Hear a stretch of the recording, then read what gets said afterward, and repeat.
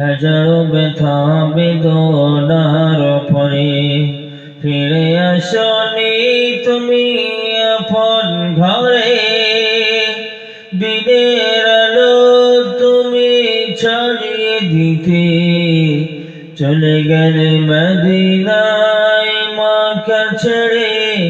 হে রাসূল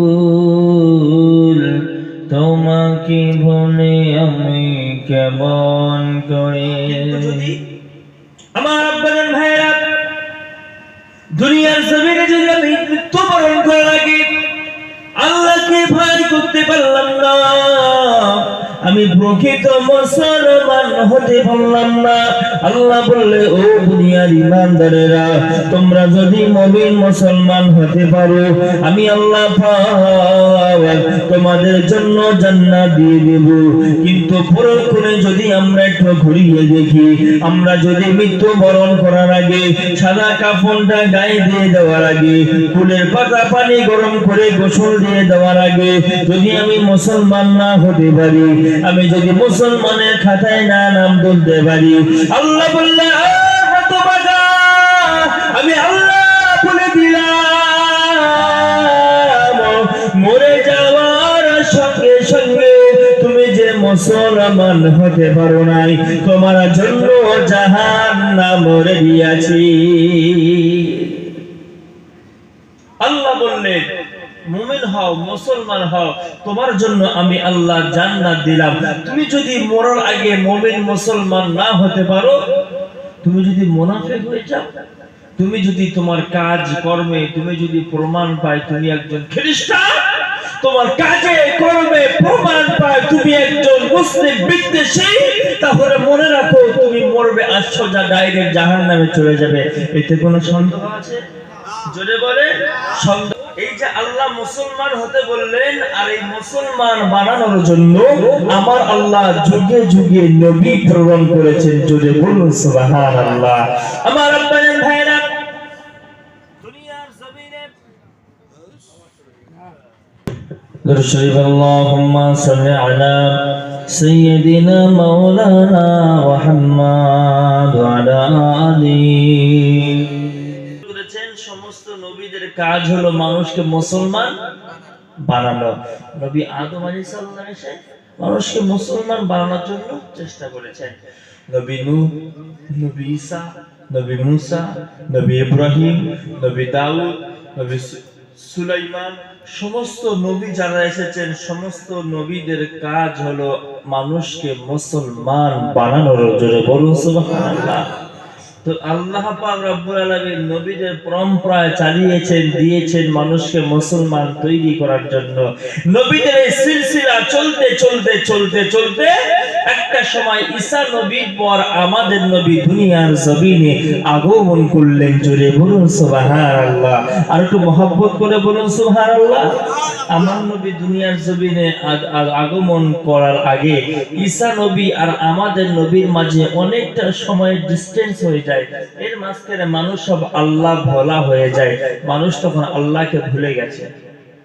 আমার আব্বাজান ভাইরা, কোরআনুল কারীমের বর্ণনা আমার আল্লাহ পাক রব্বুল আলামিন আমার নবীর কাছে মেসেজ করলেন, আমার নবীকে জানিয়ে দিলেন, বিশ্ব নবী মুহাম্মদুর রাসূলুল্লাহ সাল্লাল্লাহু আলাইহি ওয়াসাল্লাম আমার নবীর কাছে আল্লাহ কোরআন নাযিল করলেন। কোরআন নাযিল করে বললেন, নবী গো আমি আল্লাহ বলে দিলাম মক্কার জমিনের মানুষেরা, আমি আল্লাহ আমাকে জানতে চাই না, আমি আল্লাহ আমাকে মানতে চাই না। কেউ বা পাথরকে উপাসনা করে, কেউ বা আবার গাছকে উপাসনা করে, কেউ আবার আগুনকে উপাসনা করে, আবার কেউ বড় বড় জীবজন্তুকে উপাসনা করে। আল্লাহ বললেন, নবী গো তুমি চলে যাও, তুমি ওদের কাছে গিয়ে ইসলামের বাণীটা প্রচার করে দাও। আমার আল্লাহ কোরআন নাযিল করলেন, ইয়া আইয়ুহার রাসূল বাল্লিগ মা উযিলা ইলাইকা মির রাব্বিক ফাইন লাম تفعل فما بلغت رسالته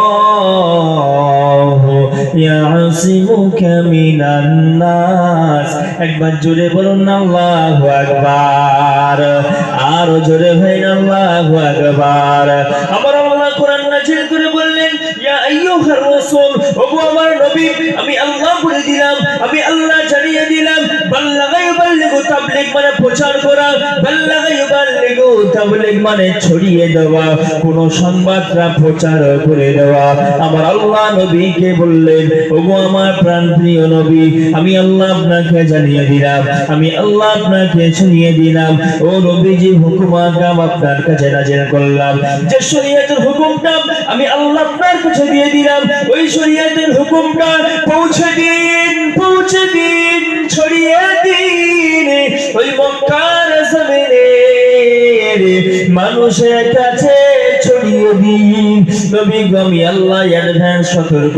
করলাম যারা আমি আল্লাহ আমাকে মানে না যারা আমি আল্লাহ আমাকে জানে না যারা আমি আল্লাহ আমাকে জানে না ওদেরকে যখন তুমি আমার দিকে ডাকবে তারা তোমাকে মারতে যাবে তারা তোমাকে বাড়ি থেকে বের করে দেবে তারা তোমাকে শাস্তি দেবে তারা তোমাকে মারধর করবে ও নবী টেনশন তুমি করবে না আমি আল্লাহ দায়িত্ব নিয়ে বলে দিলাম ওদের শত্রুতা থেকে আমি তোমাকে বাঁচিয়ে নেব জোরে জোরে বলুন সুবহানাল্লাহ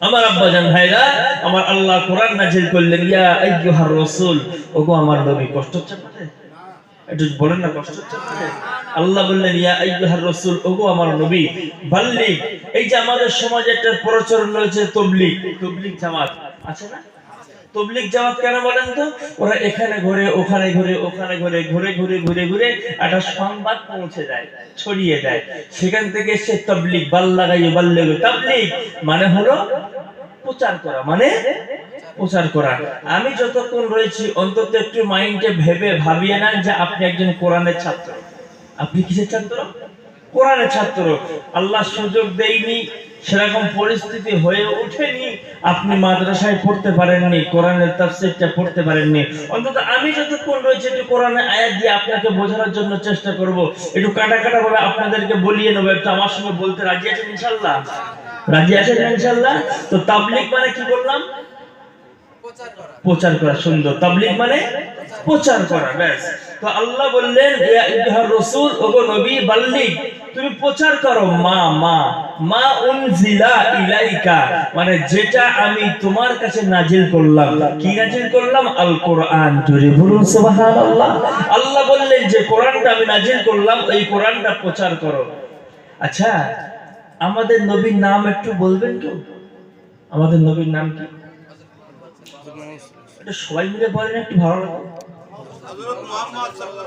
সুন্দর হযরত মুহাম্মদ সাল্লাল্লাহু আলাইহি ওয়াসাল্লাম আচ্ছা হঠাৎ করে যদি কেউ পশ্চিম আপনার গাঙ্গুলিয়া পশ্চিম পাড়ায় কেউ যদি হঠাৎ করে এসে বলে হযরত মুহাম্মদ সাল্লাল্লাহু আলাইহি ওয়াসাল্লাম আখিরি জামানার নবী না নাউজুবিল্লাহ নতুন নবী এসে তাকে মানতে হবে গাঙ্গুলিয়া পশ্চিম পাড়া থেকে কি ও ভালোভাবে বাড়িতে পারবে মনে হয় না কি করবেন বলেন তো মেরে খাদারে তাড়িয়ে দেবে আচ্ছা তাহলে কেউ যদি এসে বলে আমার নবী উনি প্রকৃত নবী নাকি মানতে হবে তাকে নিশ্চয়ই লাঠি দিয়ে যত্ন হবে ঠিক না লাঠি দিয়ে সুন্দর করে যত্ন হবে তো তৎকালীন যুগে আমার রাসূল যখন এসেছেন তখন আল্লাহ বলার মতো কেউ ছিল জোরে বলে আল্লাহ বলে ডাকার মতো কোন মানুষ ছিল আমার আব্বাজান ভাইরা